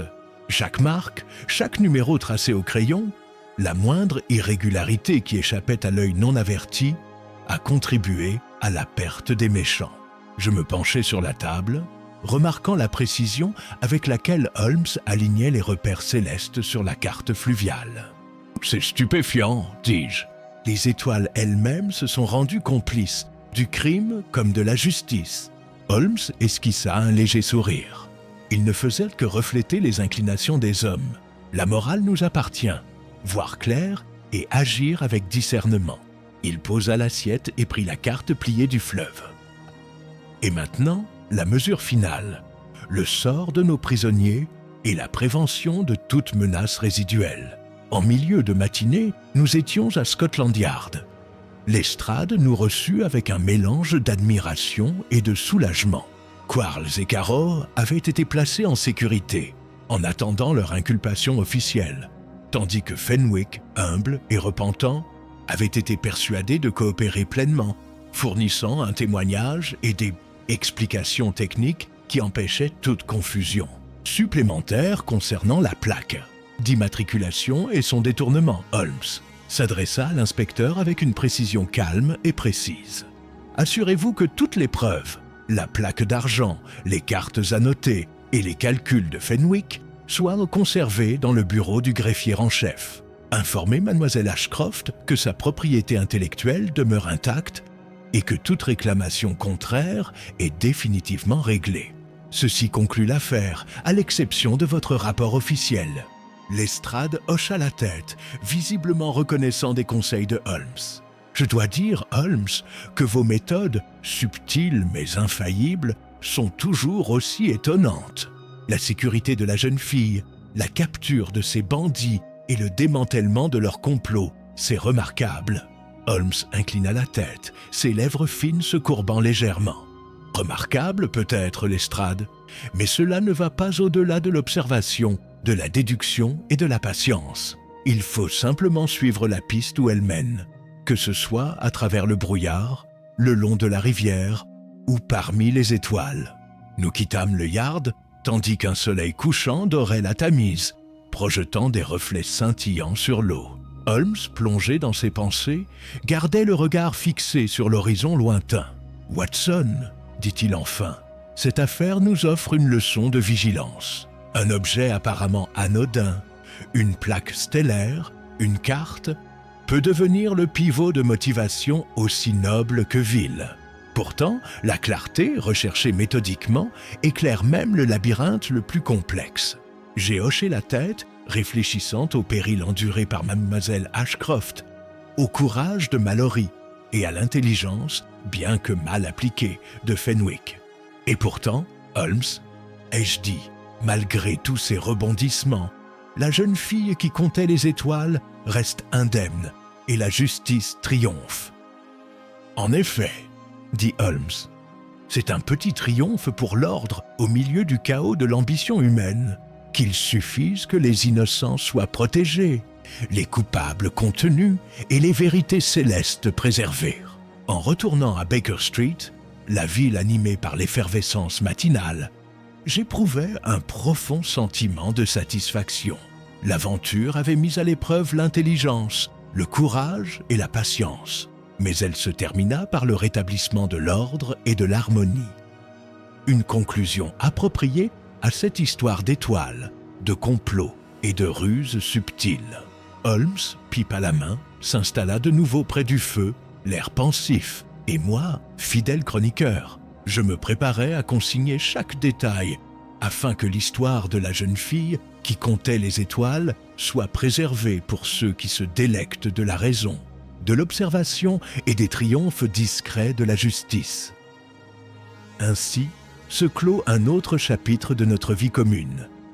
Un mystère résolu, la ville sûre et les étoiles, témoins silencieux, comptant toujours, impartial comme toujours, les actes des hommes,